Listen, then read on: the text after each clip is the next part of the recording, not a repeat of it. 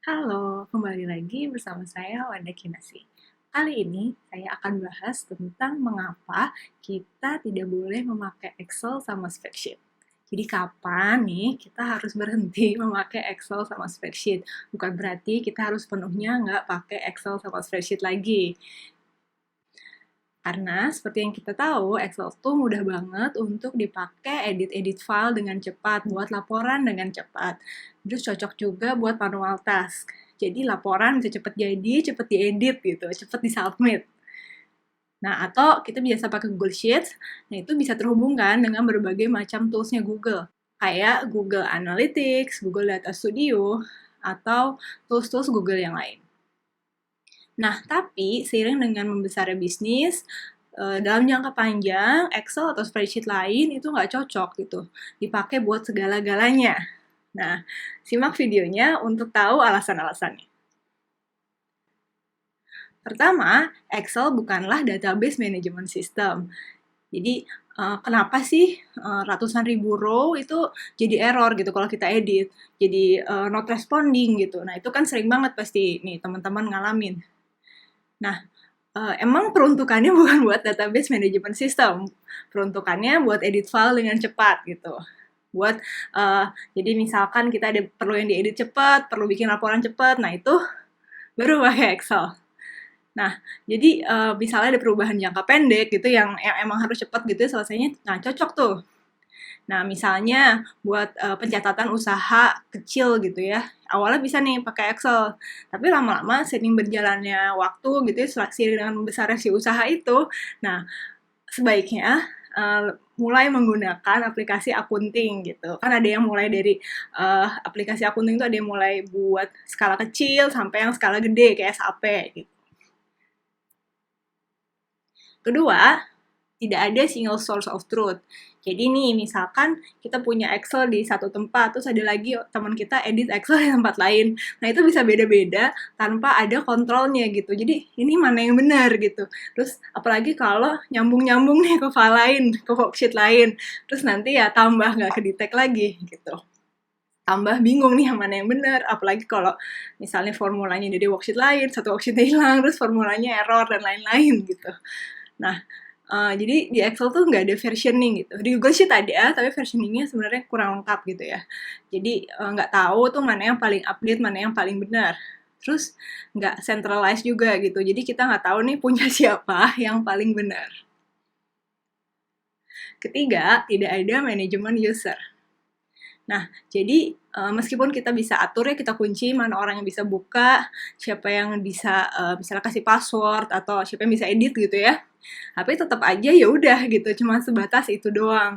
Tapi bisa edit nih misalnya, berarti bisa edit semua gitu. Jadi nggak bisa nih kita batasin, oh ya satu orang cuma bisa update satu bagian aja gitu, nggak bisa. Jadi benar-benar edit semua. Ya mungkin bisa kita lock atau apa, tapi terbatas banget gitu. Jadi apalagi kalau ada beberapa Excel yang nggak ada versioningnya, nah itu tambah nggak tahu lagi lah gitu. Jadi susah banget buat manajemen usernya. Meanwhile, kalau kayak di portal-portal kecil gitu ya, atau yang sederhana nih, nggak usah yang ribet-ribet, kita mikirnya kita bisa atur gitu, siapa yang bisa edit bagian, misalnya bagian HR, terus bagian HR-nya juga bagian yang mana gitu. Jadi benar-benar diatur banget gitu untuk setiap bagiannya. Jadi nggak bakal ada yang sembarangan gitu. Jadi misalkan nih siapa yang edit, kenapa tiba-tiba keedit misalnya gitu, atau formulanya ada yang salah sedikit kayak kepencet gitu, terus jadi rusak semua. Nah bingung kan? Jadi nggak ada kontrolnya gitu buat manajemen user. Next, hampir nggak ada otomasi. Jadi kita kan sebagai manusia gitu ya udah seharusnya tidak melakukan pekerjaan yang repetitif gitu terus-terusan apalagi. Jadi sayang banget gitu kalau otaknya cuma dipakai untuk pekerjaan yang repetitif tanpa ada kayak variasi gitu ya dalam pekerjaannya. Sedangkan Excel itu uh, apa ya rentan banget gitu untuk orang mengerjakan sesuatu yang repetitif gitu. Jadi dapat sesuatu data ditambahin di bawahnya terus di summary di pivotin terus aja kayak gitu. Jadi sebenarnya bukan pekerjaan yang cocok gitu untuk otak manusia. Jadi otaknya kurang berkembang lah gitu. Nah, jadi banyak dipakainya ya buat manual update. Misalnya ada row baru diketik manual baru gitu. Jadi otomasinya terbatas. Ada sih makro, tapi kan terbatas banget gitu ya makainya. Nggak semudah misalnya kita pakai otomasi Python gitu atau pakai job data job pipeline gitu, jadi jelas gitu ininya apa waktunya otomasinya tuh gimana. Tapi kan kalau makro ya terbatas gitu, segitu aja. Terus ada nih yang penting banget, nomor 5 adalah tidak adanya standarisasi data. Nah, jadi idealnya nih, data itu kan ada data quality-nya yang harus kita maintain. Kayak konsistensi, misalnya formatnya tuh udah bener belum sih, tanggal tuh kayak begini loh, cuman bisa tanggal seperti ini yang bisa jalan gitu. Atau misalnya, oh ya, buat plat nomor mobil, plat nomor kendaraan, nah itu kan ada formatnya juga, atau nomor telepon gitu, itu kan ada format wajibnya gitu. Atau misalnya kita nggak mau nih data ini kosong gitu, jadi data ini harus keisi gitu. Pasti pernah kan misalnya isi form atau apa yang online, Google Form atau apapun pas lagi sign up, nah itu ada form ya, ada field yang wajib diisi gitu. Nah, kalau di Excel kan nggak ada ya, jadi kita harus ya kesadaran masing-masing aja gitu buat data quality-nya.